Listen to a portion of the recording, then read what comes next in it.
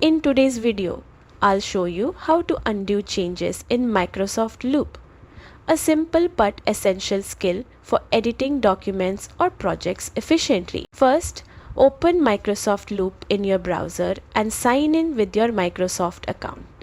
Once you're in your workspace, there are two quick ways to undo your last action. The fastest method is the keyboard shortcut.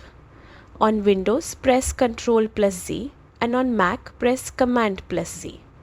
This instantly reverses your most recent change. If you prefer using the mouse, simply right-click where the change was made and select Undo from the context menu.